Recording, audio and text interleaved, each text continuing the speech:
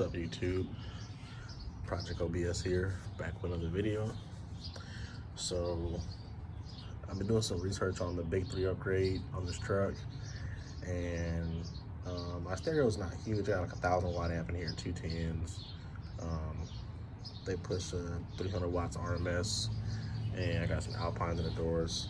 2 amps, nothing really major, nothing like, I ain't got no 415s in here and 212s. Nah, I got 2 10s, 2 Kicker CPR 10s or comp 10s, and a ported box, 1,000-watt amp to them, and a capacitor. 0 gauge ran from the battery all the way down to the back of the amps. So you follow that big line up there, that's my 0 gauge that goes to the amp. So I ordered a Big 3 kit from Stinger Audio off Amazon. It was like 30 bucks. I mean, that's Stinger, Sky High Audio, like 30 bucks. And when I ordered it, it said it was OFC, and kind of found out it's a CCA cable. Still not bad, but I'd rather have OFC. So this is my Big 3 I did. So I ran from, this is a Duracell battery I got from where did the battery from? I got this from Sam's Club. These are cool concept ultimate battery terminals. So I got one right here, and I got my amp wire coming out of there. This is for my electric fans. This is my fan ground right here, and that's 2 of my grounds right there. And I'm still running the factory, GM side post connectors everybody hates. Still have those. So what I did basically, I ran from the top terminal back of the alternator. As you can see, this is my stock charging cable. Remind you, I did replace the positive battery cable on this truck about 3 months ago. So this is a little thicker than everybody else's cable. This is I think this is 10 gauge or 8 gauge cable, can't remember. Anyways, so I ran that from there. This is a 120 amp alternator. I had 145. You guys know about that. I had 145 on my Suburban. I took it off and put it on my Suburban. But anyways, this usually isn't here. It's usually a 145 here. Okay, I ran my first ground. ran from the alternator bracket to a negative post right there, and my second ground, which is this one, runs all the way down.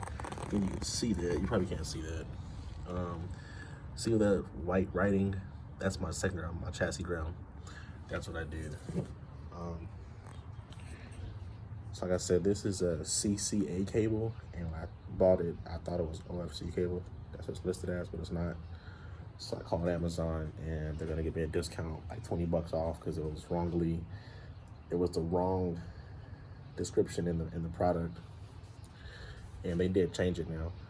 I'll put the links below in the description for what I got this from and everything, and call it good.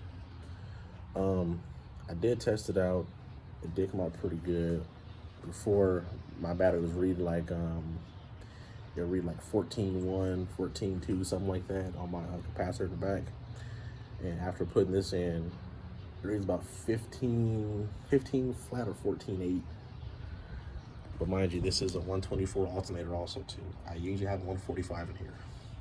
And the 145 I got, it's the 8244 casing. It's off of a 2002 Suburban, but my Suburban has some Vegas took a shit, so I took one off this one and put it in my Suburban in Vegas. Other than that, it's a pretty good, straightforward upgrade.